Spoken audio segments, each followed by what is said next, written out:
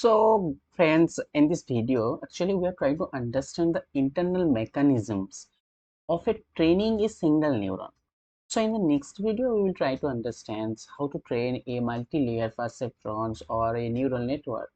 But before going to that step, in this particular video, we will try to understand how a single neurons will train. So in previous video, as I said, so for a training a single neuron means what? For training a single neuron means the finding the best weight between the connections of the two neurons. Okay, so find the best age, or you can think in mathematical way to find the best weights. So our job is to find the best. So it will be the finding the best. So it will be the finding the best weight between the between two neurons. Okay, that's the main job, that in a new neuron, for a training a neuron, we will try to achieve this job. That's our main goal. So here another way of visualizations, if we just taking the another way of considering the same concepts. So finding the best weight means what? Finding the best weight means the finding the root between the two neurons. Finding the root means that the thickness of the roots, if we just try to visualize that way in geometrically. Okay, so all the things in previous video already we have discussed. Now if we consider a single neuron, so in just previous video that we have discussed, the single neuron, if we consider, it's like a perceptron. It's a single neuron. It's the very old model, and in 1957 it's that introductions has been given. It's come into the pictures, and perceptron. And also another one is that logistic regressions. So the main two difference that already we have seen, that in perceptrons that we have used here the step function, mainly in unit step functions, and logistic regressions we have used here the sigmoidal functions. Sorry, instead of a scalar, I am using this symbol, logistic regression. So these two things mainly we have used for the classification.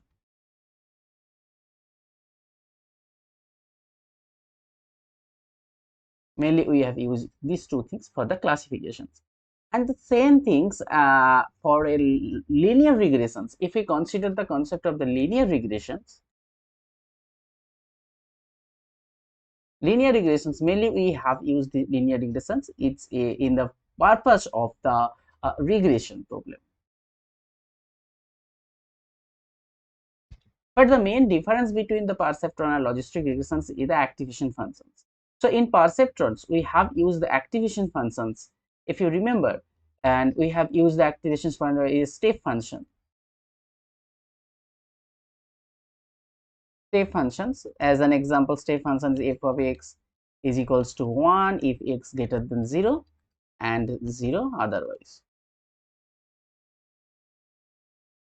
Okay, and for the linear regressions we use the activation function like a sigmoidal function. But for linear regressions, main difference here, for activation function, instead of these one we have used only the unit function. Unit functions means what? F of x is always gives us the x. Okay, the same functions, not identity. Sorry, it's my bad. Instead of unit function, it will be better if it's an identity function, using the term identity function. Okay, so this is the main differences between the perceptual logistic regressions and linear regression. Okay, now let's try to understand and how it's look like in simplistic way. Okay, so suppose let's, as in our previous discussions we have taken their input in the 4-dimensional. Suppose if our data sets D is look like this way, xi, yi, I is 1 to n, that is the number of points in our data corpus, and xi is belongs to the set. It's a four-dimensional point. For simple set, just I've taken here the four-dimensional point, and y is a real number. I have considered here the regression problem here.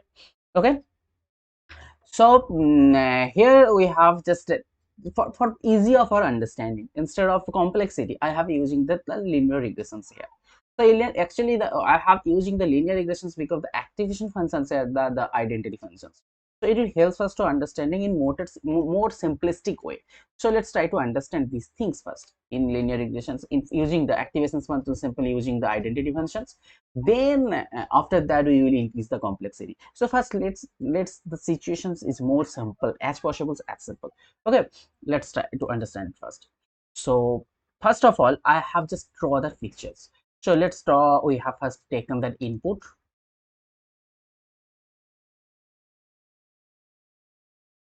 xi, and it's the dimensional is the four-dimensional point for the input point. So here the point will be xi1, xi2, xi3, xi4. There's the input layer, and it is our the activation functions f. So I think it will be better instead of the f first, just take it as this way. This is the weight vector, and this is that w1, w2, w3, w4. Okay, so first we have to multiply h1 and make the summations. So first one, I is equals to, it will be better, j is equals to 1 to 4, it will be xij wj. Okay, next thing that what we can do for here we can make that thing in matrix format. If we just make that thing in matrix format, we can write all the things in that format also. Sure, w transpose xi. Sure, the both the things are the same. So let's try to understand how is the same. I'm just going to explore it in step by step. So just make first w ej column vector like in that way, w1, w2, w3, w4. Okay, it's the column vector. Okay, now let's same things for the xi again a column vector, xi1, xi2, xi3, xi4. It's again a column vector. Okay, now let's make the multiplications. Dot product, just I am using here the dot product, w transpose xi. If we make the dot product, so what will be this one? This is the transpose, so these things will be w1 to w3, w4. Let me make some slide and just write that way xi.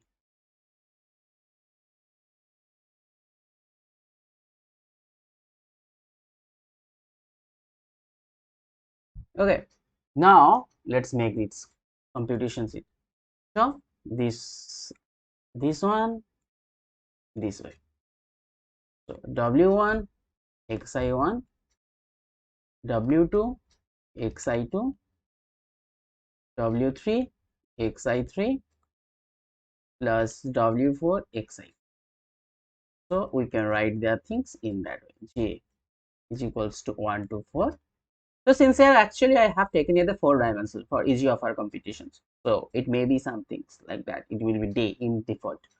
So now it will be that wj xij, or you can think like in opposite way also, xij wj. So both the same things. It's actually commutative property as for here. It's because it's a scalar quantity, not a vector one. So I think you will understand how these things can be written in that way. So after that we will apply here. We will apply here the some identity activation functions.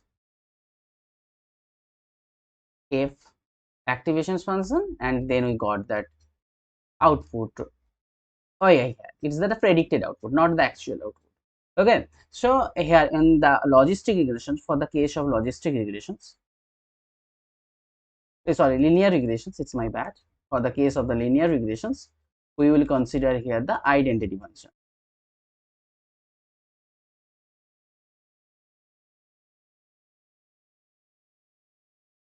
Okay, this is the activation functions. For logistic regressions, this activation functions is the sigmoidal function, and for perceptron, it's a step function. Okay, that thing's already. So this is the simple structure of a neuron, single neuron. This is the structure that already we have seen. So that's I am recap the things for your better way of understanding. Okay, so now let's try to what will be the next steps for the training phase. I think till now you will understand the thing. So next, let's go to the next step. So in linear regressions, if you remember, in linear regressions, in a linear regression, what we're going to do, we will just try to find the what is the best W, and how we will achieve the job. So just we will convert the all the things in optimizations problem. So let's, and what is the linear optimal equations? Optimal equations. Let's try to find out. So our objective function is equals to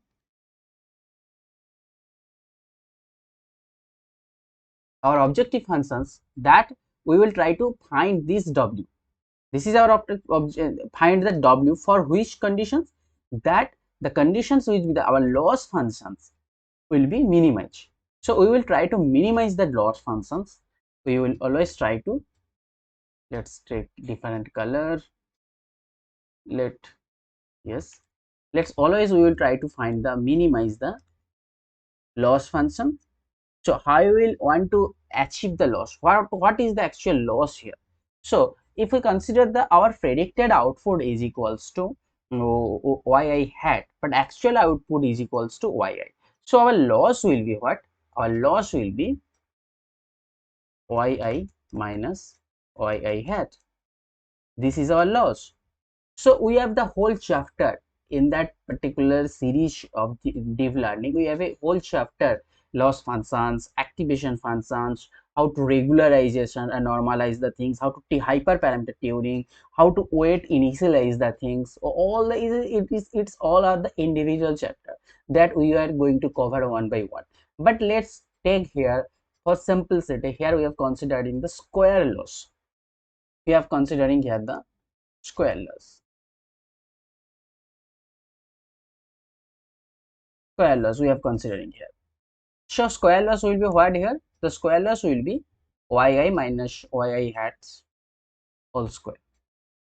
Okay, this is the square loss term. And what are there have some regularization term also, because if you just remember the linear regression chapter, then we have used here some regularization term to control the bias variance trade-off. So here we have used that some regularizer term. Suppose let's take some regularizers term here is equals to, let's don't be confused, just instead of writing here, just simple writing regularization, some regularization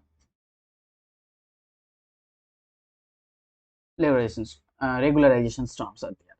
Okay, let's first don't be confused, that thing we will discuss, but for simplicity, let's omit that part. Let's omit that part. Only just we will play that things. We will try to understand how it's work only using these loss functions. Then we will include that one. So if you just understand this regularizer term, main things, then it will be easy for the further if you include that term. So but for simplicity, I am not taken this regularizer term here in this particular video. Okay, but in further we will add it, don't be confused. Okay, so let's, this is our main loss function. It's a single loss. So here for a single input, it is that you can think, for a single input the loss is here. Yi is that actual output for the input xi, and yi hat is the predicted output for the input xi, and this is the square loss that we have taken here. And so much in how much input we have here, total input we have here, the n input. So if we just considering see the data sets, total n input we have, so I will be 1 to n. This is our the total loss functions, and on the total loss functions we will try to find what we will try to find? We will try to find here the wi's. A job is to find the wi's. Okay, so this is our main loss function. This is our main loss functions. So just write it in a more simplistic way, or you can write it in a more sophisticated way. So just for a I'm just using this for a single input xi, let loss li is equals to, what will be the loss for a single input xi? Yi minus yi hat square. So total loss L, it will be summations over I is equals to 1 to n over all Li. This is the one. And we will try to minimize the loss. Again, I am repeating the things. We have not included here the regularizer term for these computations. But in next video, we will include it. Sure, now our job is to our total loss functions each. What is your total loss functions? Total loss L, it will be I is equals to 1 to n. Just write in instead of Li, I have used that yi minus yi hat square, and we will try to minimize it.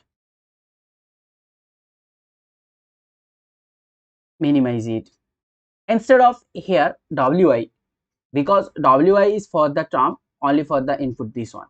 So I have used here the term w. Okay, let's write it first wi, no problem. Then these things, if we just take that wi in the vector format, so then what it will be look like. So in that way, so that's our main job, that we have to try to find out this one, this what is the responsible wi that will minimize this loss. That's our job. Suppose let's take for the w, for suppose let's take w star. It will be better if you just write that way. Let w star is the weight that minimizes L. Okay, then how can we write the things? So, and on that particular situations, we can write all the things w star. Suppose let's the minimization soil is w star, then it is responsible for the arc mean. Instead of a w star, it's written like w dash. W dash is a single vector term. It's overall a vector. It's also a vector term. It's a single scalar term, but it's a vector term. Okay, don't be confused about that terminology. I to n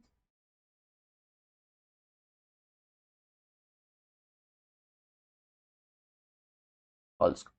Okay, this is our overall equations that we are trying to find. That we have trying to find that w star and for w dash, for the responsible w dash. Okay, now let's rewrite the things in that way.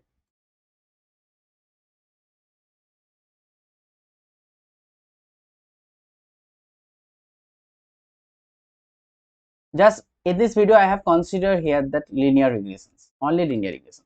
In linear regressions, what will be the yi hat, that already we have discussed, w transpose xi whole square. And our job here to find this w in a iterative way, because they have all whole chapter, optimization chapter, that we are going to discuss. On that one we will try various optimizations technique. But for, because in the classical machine learning chapter already we have got the gradient descent, so on gradient descent. So only here we have used the gradient descent to understand more better way how it's working. Okay, So let's try to understand how we will work that job. Suppose let this is our L functions that we are trying to achieve. Suppose let this function, all the functions that here, it's called the L function. W star is the practical value here, but all the things we have written here, let's call it's the L one, L in general term, L. Okay. Now here W dash that we have to find here, that will minimize all the things, and the minimization's value is, let's take here W star. Okay, in general we have taken it as a L. Okay, now let's write the step by step that we will achieve the job. So to first step, we have to initialize the weight.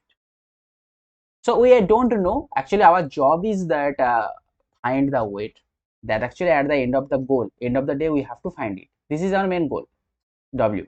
But how we'll going to, how we'll find it?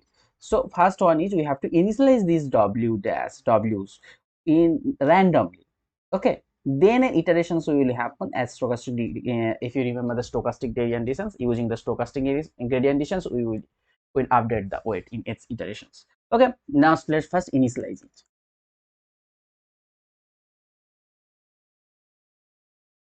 Initialize the W,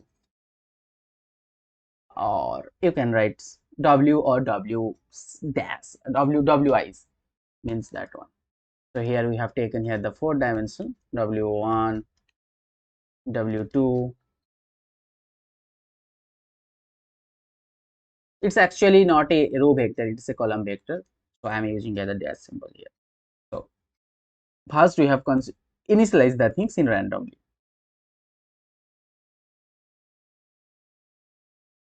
We will initialize the thing. First step. In the second step, what will what we have to find the gradient. We have to find the gradient because it's a gradient descent. If you just remember the name, it's a gradient descent technique. So we have to compute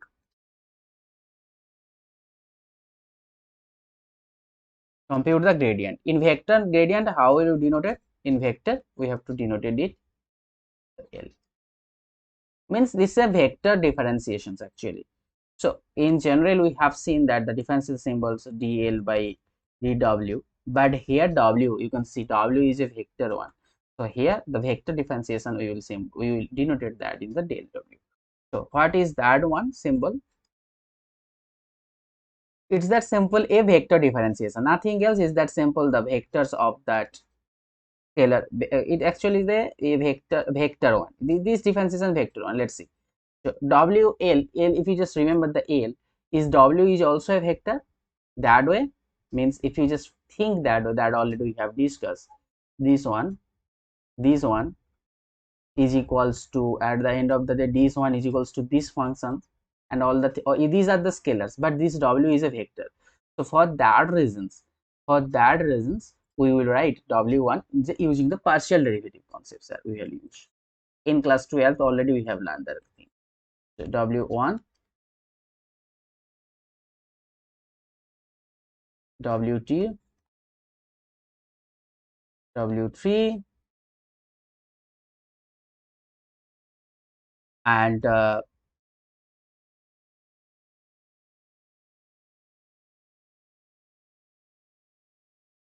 W4. This is actually the grad of L. Here W is a vector, and but here W1, W2, W3 is a scalar quantity. First, you have to compute this one. Now, next step, we have to, using that one, we have to update the weight in the next step. So, in the second one, let's in third step, update the weight.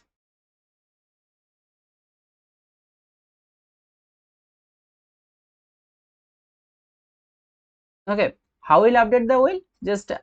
Just if you remember, update the weight is equals to our weight new. It will be the weight old function minus some learning rate of the grad WL that we have find here, and what will, sorry, and what will be the value of this one?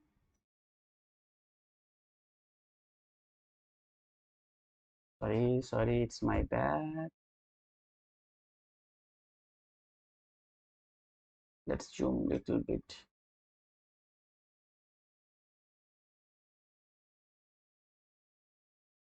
What happening? Yes, I think it's okay. Okay, now I think it's okay. So here the del WL, and this grad that we have computed, what will be the updated value here? This value. So this value we have computed you on the W old. Okay, in first step, that is that we have initialized the W old value in randomly, and based on this learning rate, and we have a whole chapter how to initialize the how to find out that learning rate technique, what are the best activation functions, what are the loss function that we'll taking, how to use the regularization and normalization technique, how to tune the hyperparameter, all the things we have individual chapters, all the things we will going to discuss as depth as you can as possible. So but don't be confused, just try to understand this concept first. So this is the first technique, and here don't be confused, these terms here is a vector term, this term, this is scalar one, and all the terms here, all the terms are the vector one, all the things are the vector. Okay, just if you convert the all the things in the singular, say in a singular term, or you can get scalar term, then it can be written as in that way. Instead of w new, we can write it here wi new is equals to,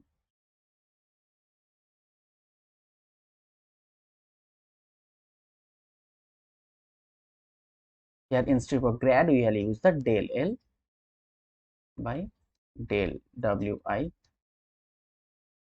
of, it will be obviously wi old.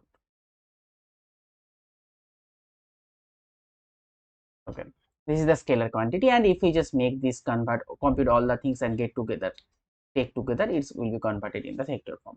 Okay, that's already we have seen here, and it is a single, in a single state we will compute the things in a single state, but all the things that we have seen here we will compute through the iterative way, we will make an iterations.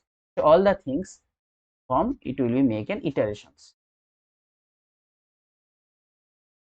Just take different color. So we will make a for a,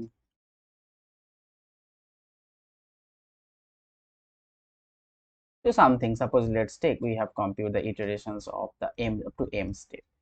So in m step we have compute that w new minus learning rate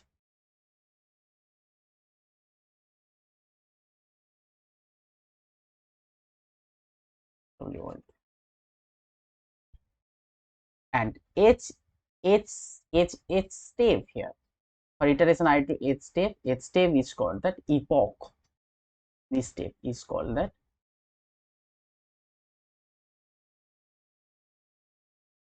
epoch. Okay, how much epoch for there here, for that epoch we have m epoch. Okay, that things are called that gradient descent. It's a simple that already we have learned here.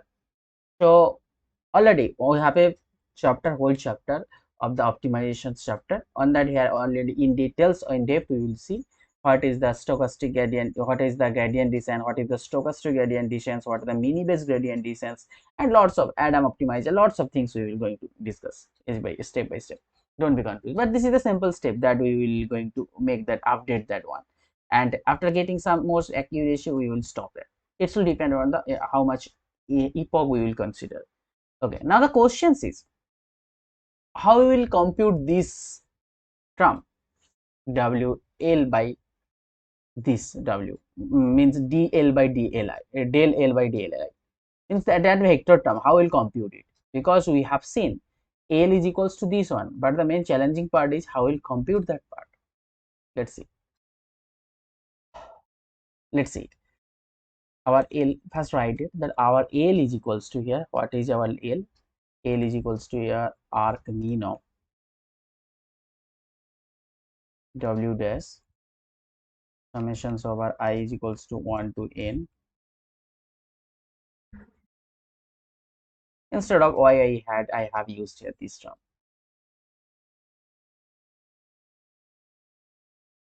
Actually I have Again, I have repeat, I am not taking the regularization term, only the simple term I have taken here. Okay, now let's make that the derivative of the L. So first let's try to understand, visualize it in that way, in more way, graphical. X I1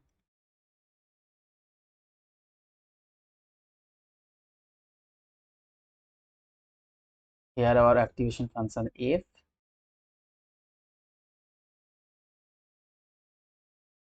and here I will better if we just use that first. Let's make it here W transpose X, and this is the W1, W2, W3, W4, and this is the X, and here we will apply on top of it that function f. Then we will find out that yi hat.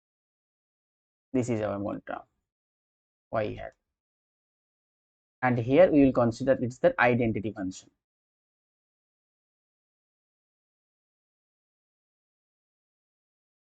It's our identity function that we'll consider. Now let's take how we'll make the derivative. What will be the job? We will how we'll find it, and after finding that one, then we will find that L. So first let's consider, we will try to find this term,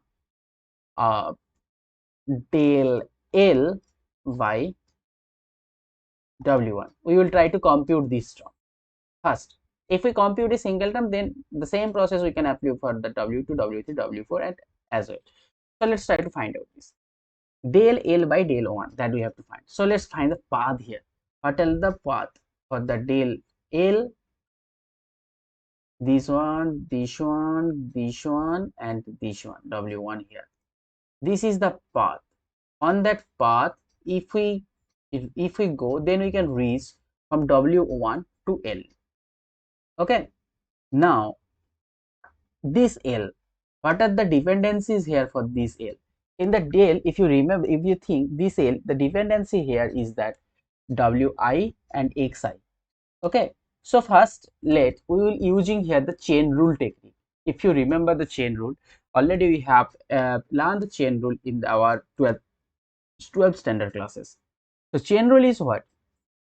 Chain rule is simple. You can write here the chain rule. If you suppose two functions, suppose let an example, f is a functions of xy. I think it will be better. Xy, and x is a functions of that psi of t.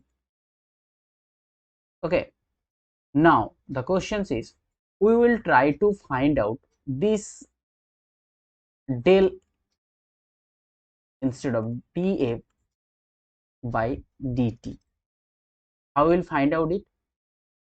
So df and x is what? X is here the functions of phi t, y, then dt. Then we can find out it here first. So first here, instead of taken derivative to dt, we use first derivative to the x, then we will use. So here we can write df by dx, then again we will use that dx by dt. So first let's don't consider, we don't know what is about x. So first we will derivative df by dx, then again after going to that part df by dx. So this is a simple chain rule that already I am not going to discuss it. In class 12 standard already we have learned the things. Same techniques also we can apply here, we will apply here. Okay, so let's do the chain rule here. Let's make the chain rule here. So in chain rule, first we will, because it's that functions, w functions, and this way if we reach f is a functions and f is again dependent on the w. So first we have to derivative the L in the form in the functions f, then we will make the derivative f on the function w. So here we will use del f by del f del f by, that's the simple thing that we will make here. So first let's make the derivative on the functions f. F here is what? So here f is equals to, just write here, f is equals to w transpose xi, okay, and w transpose, if you just make it the expand it, w1 x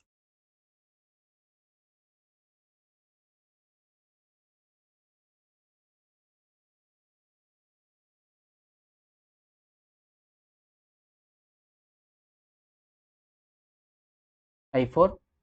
Now if I make the derivative del f by del w1, then what will be the term here we can achieve here? It will be that w1 by xi1. Similarly, if we write del f by del w2, what will be it? It will be xi2. Similarly, del f by del, we can write here del i3,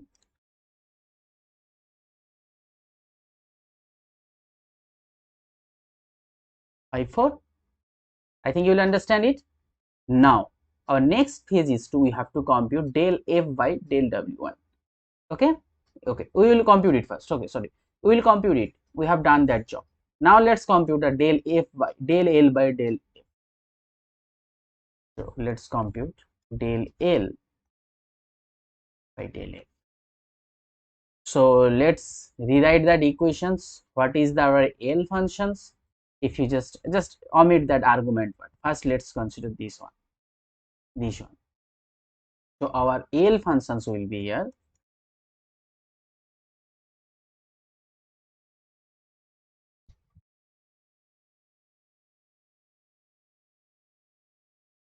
summations of our I is equals to 1 to n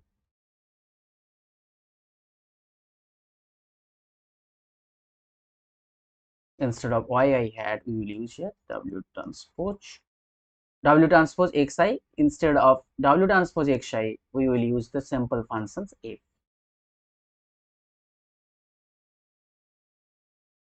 Well, so if you make the derivative, what will be it? It will be minus 2 summations I is equals to 1 to n.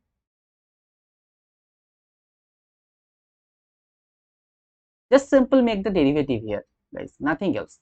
Just first 2 we have common, and it we have given the derivative in respect to f. It's font it here is negative, so I have taken here the negative symbol, nothing else.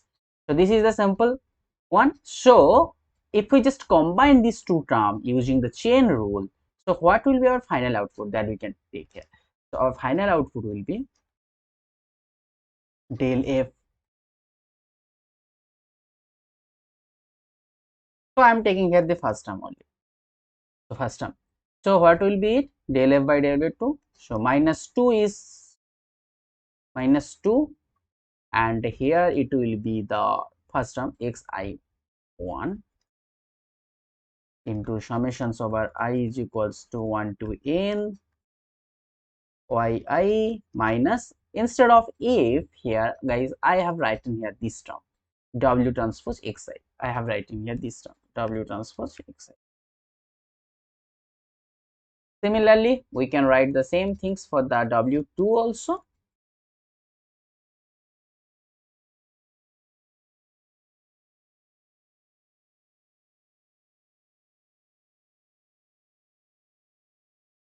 Just pause this video and rewrite it. Similarly, all the terms we can write it. So if we write it, if we write the all the terms w dl by dl by dl, all the terms if we write it here, so if we just make it over w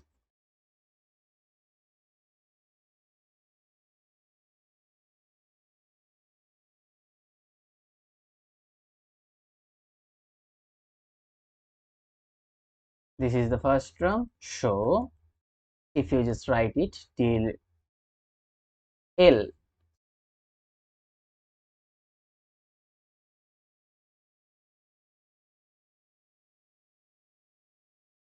these things, and the same for here. So just I have writing this term, only this term. So -2, this will be the common for a1 for age. This one, this term and this rest of the terms are the common for age. So only varies term is equals to these two. So here we have first write here the -2, variable term is xi1, xi2, so it will be xi4, like that way, plus the all the rest of the terms. Actually this is a vector terms, don't be confused about that. So because of that, this is I have written it after that.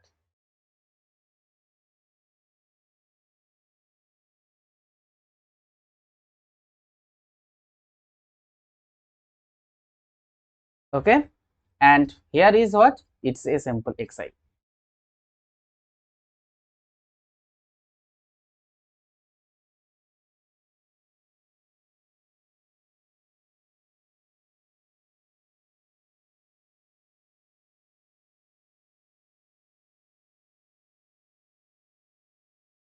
I think you will understand how these things can we can found out dl by del L by this is the grad L, you can think like a, in vector form, this is a grad L.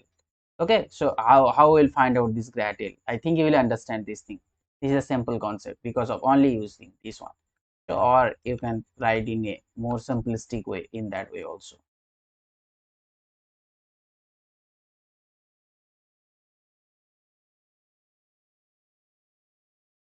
Okay, this is the simple del L loss one. Okay, and this is that way to compute the. So if you compute it, then for age weight vector, then for age weight vector you can easily compute the things, because only you have to update this way w transpose. So only for age iterations we have to update that way first. So let's recap the all the things that we have learned, how these train mechanisms are actually working. So the train mechanisms that actually working in that way. So so the train mechanisms that are working in that way, let's repeat it. So let's recap the all the things that we have completed. So here actually we are trying to understand the mathematics behind the training of a single neuron, how it's work, the training process. So first of all, we have seen that the for a single neuron, as an example for this video, we have considering here the linear regressions because of its simplicity, the activation functions. For linear regressions, the activation functions is the only the identity functions. Because of that reasons, in this video we have considered these linear regressions. So in the linear regressions, we have seen that, and that already we have seen the optimization functions is look like this. Okay, look like this, and only for this video we have not considered the regularization term. In the next one, we will take it into our considerations, into our computations. So we have seen that how to first compute the loss functions, and the loss functions, and how we will compute this wi using the gradient descent technique. And first we have to initialize that the step is first we have to initialize that weight randomly, then we have to compute the grad of that loss functions and that w, and after that we have to update the weights based on this grade value, and there have some learning rates. I am not discussing this video how to consider this learning rate. There I have a whole chapter, and to how to take that, how to handle, how to tune that learning rate in the base in the base to there are a whole chapter that we have discussed in the future, and as well as how to initialize the weights. And for the base toy, instead of taking that randomly, we how to what is the base toy to initialize that weight, there have also a whole chapter that we have seen on the things considerations. But in this video just we have to try to understand all the mechanisms, how it's work. Then that using this formula we will update the weight, and we will update the weight in age iterations, and the age iterations that we call it epoch. So here at the examples, how much epoch we have, m epoch we have for these computations, and here how to compute the grad of the L just by using the chain rule, and all the computations that I have seen here step by step. I think you will understand the concept. So although if you have any problem, any confusion, just a comment below. I am always here to help you. And I will try to share this in all the notebooks that I have discussed here, and through using some link that I will provide in the descriptions. Just follow there, okay, or somewhere in the card I will add it. Okay, so till now, okay, we will see in the next video, and the next video we will try how to the training process happen for a multi-layer perceptrons in a neural network. Here just in this video we will discuss that for a single neuron, then in the next video we will try to discuss for a multi-layer neurons. Okay, multi-layer neural networks mean multi-layer perceptrons, or you can think. So we will see the next video. Till now, bye.